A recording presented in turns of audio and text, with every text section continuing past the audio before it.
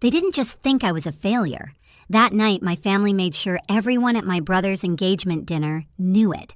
I sat quietly at the table, napkin on my knees, while my father laughed about my lost years. My brother smirked, and my mother nodded like it was fact. I didn't interrupt. I didn't defend myself. Then his fiancée leaned closer and whispered, "Wait, you're—" The room went still. Even my mother froze. Before I tell you what happened next, tap like, comment where you're listening from, and share if your family ever underestimated you, because that silence changed everything in that exact moment. My name is Lauren Hayes, and in my family, names only mattered if they came with titles people could brag about. Realtor, broker, investor, anything that sounded solid, predictable, and profitable. My name never did. It floated around the table like background noise, acknowledged only when someone needed a contrast. The engagement dinner was held in a private room downtown, the kind with dark wood walls and soft lighting, meant to make everyone look successful. White tablecloths, heavy silverware, a server refilling glasses before anyone asked. My parents loved places like this. They believed the room you sat in said more about you than anything you could explain. I was seated 2 chairs away from my brother, close enough to hear every quiet joke, far enough to be left out of the center. He looked relaxed, confident, already practicing the role of future patriarch. People leaned toward him when they spoke, laughed a little harder. My parents watched him with the same expression they'd worn my entire life when they talked about him, relief mixed with pride. No one asked me how I was. Not really. When someone did glance my way, my mother filled the space before I could answer. "Lauren's still figuring things out," she said gently, like she was smoothing a wrinkle only she could see. My father added something about patience, about how not everyone was built for real pressure. They smiled as if they were being generous. I focused on the table instead, the way the candle flickered, the faint smell of charred steak and pepper, the hum of conversations bleeding in from the dining room outside. These details grounded me.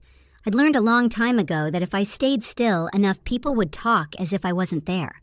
My brother's fiancée sat across from me. She didn't dominate the table. She observed it. When my parents spoke, she listened without interrupting. When my brother talked about work, she asked questions that made him slow down. Her eyes moved carefully, taking in tone more than words. At one point, my father joked about how different my path had been. The table laughed politely. I felt that familiar tightening in my chest, the one that came from being turned into a story someone else controlled. I didn't correct him. I didn't defend myself. Silence had become my reflex, not because I was weak, but because I was tired of explaining a life no one wanted to understand. What no one at that table knew was that this wasn't just another dinner for me. It was a test of how long I could sit in a room built to exclude me, and what would happen if someone finally noticed the cracks. My name had always come last in conversations about success. Not announced, not celebrated, just appended like a footnote no one expected to read. That night at the restaurant wasn't new. It was simply louder. As my brother talked about his future plans, my parents leaned in, nodding at every sentence. My father added commentary, embellishing details, turning ordinary achievements into heroic stories. My mother smiled the way she always did when she believed she was presenting a perfect family to the world. Every so often, one of them glanced in my direction just long enough to remind me I was still part of the picture, barely. Their words carried me backward. A few months earlier, I'd opened my phone to see photos online from a gathering at my parents' house, a networking night, drinks on the patio, people in tailored jackets standing near the pool laughing. I hadn't been invited. When I asked my mother about it later, she sounded surprised that I'd noticed. She said it was very technical and she didn't want me to feel uncomfortable, as if being excluded was a kindness. Then there was the holiday barbecue, the heat, the smell of charcoal, paper plates bending under food. I'd been talking to someone near the fence when my father's voice rose above the music. He was bragging again about my brother, about the business, about legacy. Then he laughed and mentioned me, not with pride, with amusement. People smiled awkwardly. Someone patted my arm like I'd lost something important, and everyone knew it. Back at the dinner table, my brother lifted his glass and made a comment about how not everyone takes the traditional route. He said it casually, like an observation, but his eyes flicked toward me. A reminder, a line drawn. I felt the familiar pressure behind my ribs, the urge to speak, to correct the story, to say something sharp enough to make them stop. Instead, I took a slow breath and folded my hands tighter. I'd learned that reacting only gave them more control. Silence at least belonged to me. The worst part wasn't the jokes, it was the offers. My brother once called me before the engagement, dinner voice soft concerned. He asked if I needed help buying something appropriate to wear, said he didn't want me to feel embarrassed. The implication was clear. I was the problem that needed managing. At the table, my mother leaned toward my brother's fiancé and spoke about my future like it was an unresolved inconvenience. She talked about stability, about how someone might take care of me one day. Her hand rested on my shoulder, light but possessive. That was the moment something shifted. I didn't look up right away. I focused on the sound of my heartbeat, steady and controlled. All those nights working alone, all the calls I couldn't talk about, all the decisions I'd made without anyone's approval. They thought my quiet meant uncertainty. They thought my patience meant dependence. Across the table, my brother's fiancée was no longer smiling. She was watching, really watching.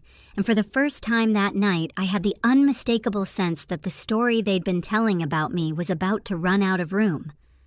I didn't flinch when my mother's hand stayed on my shoulder a second too long. I didn't look at my brother when he nodded like the matter of my future had been neatly resolved. Outwardly, I stayed exactly the same, calm, still agreeable. Inside, something finally settled into place. The truth was, my life had never been as uncertain as they believed. It just didn't look like theirs. While my parents hosted dinners and talked loudly about growth and reputation, my days ran on a different clock. Early mornings blurred into nights. My apartment stayed quiet except for the low hum of my laptop fan and the occasional buzz of a call coming in from a different time zone. I learned to measure progress in small confirmations, signed documents, cleared payments, short messages that said we're moving forward. There was no applause, no audience, just momentum. I never talked about it, not because I was ashamed, but because I couldn't. The work demanded silence. Agreements were still fragile. One loose word could undo months of preparation. So when my family offered help money advice, I smiled and declined. Letting them underestimate me was safer than correcting them. That night at the restaurant, as conversation flowed around me, I realized how deeply they'd mistaken restraint for weakness. They saw my rented apartment as proof I'd failed. They saw my simple clothes as surrender. They didn't see the discipline it took to live quietly while building something that couldn't afford distractions. My brother leaned back in his chair, satisfied. My father ordered another round. My mother talked about future holidays, already planning who would sit where. They were comfortable, certain. I felt the shift before anything was said. Across the table, my brother's fiancée had stopped engaging with the family's stories. Her gaze returned to me again and again, thoughtful, focused. She wasn't listening to the words anymore. She was watching the pauses, the moments when I chose not to speak, the way I didn't rush to defend myself. I'd seen that look before on calls where people realized they'd made the wrong assumptions. For the first time all evening, I let myself breathe a little deeper. Not because I expected rescue, not because I needed validation, but because I understood something they didn't control doesn't always announce itself. Sometimes it waits. The dinner continued, but the balance had already changed. My parents were still talking, still performing. My brother was still confident, yet there was a growing tension beneath the surface, like a quiet wire pulled too tight. I stayed seated. I stayed silent. Not because I had nowhere else to be, but because I knew exactly when it would matter to stand up. The server returned with another round of drinks, setting the glasses down carefully, unaware that the air at the table had shifted. My father raised his glass first, eager to regain control of the room. To family, he said, smiling wide, and to new beginnings. Everyone echoed him, except me. I lifted my glass a second later, just enough not to stand out. I'd learned how to survive moments like this by staying half a beat behind. My brother launched into another story about his plans, bigger house, bigger responsibilities, bigger future. He spoke with the confidence of someone who had never been questioned. My parents filled in the gaps for him, interrupting each other, polishing every sentence until it gleamed. And Lauren, my father added suddenly, waving his hand in my direction like he'd remembered a detail late. Well, she's always been independent. The pause before that word was deliberate. My mother laughed softly. She likes doing things her own way, she said, the way people talk about stubborn habits they hope will pass. We just want her to be secure. You know how hard the world is. I felt the familiar tightening in my chest, the reflex to shrink. I kept my eyes on the table. The grain of the wood, a faint scratch near my plate. Anything solid. Across from me, my brother's fiancée didn't look away. She tilted her head slightly, studying me, as if a thought had just clicked into place. Then she asked calmly, "Lauren, what exactly do you do?" The question landed differently than the others. It wasn't casual. It wasn't polite filler. It was direct. Before I could answer, my brother chuckled. "It's complicated," he said quickly. "Some tech thing. She's been experimenting." My father nodded, relieved to take over. Lots of people try those kinds of things. It's a tough space. I felt heat rise in my neck. Still, I said nothing. The fiancé didn't smile. "What kind of platform?" she asked, eyes still on me. The table went quiet in a way that felt unfamiliar. My parents shifted. My brother cleared his throat. "She's modest," my mother said, touching my arm again. "She doesn't like to talk about it." That was when the fiancé leaned in, slightly lowering her voice, not enough to be secret, but enough to change the tone. "Is it logistics related?" she asked me. I looked up for the first time in minutes. "Yes," I said. One word, calm, steady. Her eyebrows lifted almost imperceptibly. "Global," she continued. I nodded. My brother laughed again, a little too loudly. "See, this is what I mean. Very vague." The fiancé ignored him. Her attention sharpened professional now. "Supply chain optimization?" I felt my pulse slow. "Yes." The silence thickened. She exhaled slowly, eyes never leaving mine. Then she murmured, just loud enough for the table to hear, "Wait, you're—" She stopped herself mid-sentence. The effect was immediate. Conversation died. Glasses paused halfway to mouths. Even the server a few tables away seemed to hesitate. It felt like the entire room had taken one breath and forgotten how to release it. My father frowned. "What is it?" he asked, irritation creeping in. The fiancée straightened in her chair. "Lauren Hayes," she said carefully. "You're the founder, aren't you?" No one spoke. I met her gaze and gave a small nod. The sound my brother made wasn't quite a laugh and wasn't quite a gasp. Founder of what he demanded. She didn't answer him. She reached into her bag instead and pulled out her phone, tapping the screen with practiced ease. When she turned it around, the headline filled the space between us. An article. Industry-focused. No photos of me, just analysis, numbers, quotes from investors praising a founder who preferred to stay out of the spotlight. She slid the phone toward the center of the table.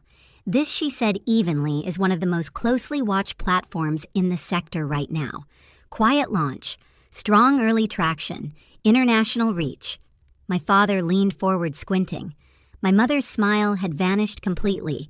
"We've been trying to get a meeting for months," the fiancé continued. "No press, no interviews, just results." My brother shook his head. "That's not—" He stopped when he realized no one was listening. She looked at him, then finally. "You said you wanted me to meet visionaries," she said. Her voice wasn't sharp. It was worse. It was controlled. I didn't expect one to be sitting across from me. The room stayed frozen. My mother's hand slid off my shoulder like it had burned her. Her mouth opened, then closed. She tried again, but no words came out. My father's straightened color draining from his face. "Why didn't you tell us?" he asked. The edge in his voice dulled by confusion. I didn't answer right away. I picked up my glass, took a small sip, and set it down carefully. "You never asked," I said. My brother stood abruptly, chair scraping against the floor. "This is ridiculous," he snapped. "If this was true, we would have known." The fiancé's eyes flicked back to her phone. "The whole point was that you didn't," she said. Something in my brother's expression cracked. Not anger, fear. Around us, the restaurant noise slowly crept back, but our table remained isolated like we were encased in glass. People were staring now, whispering.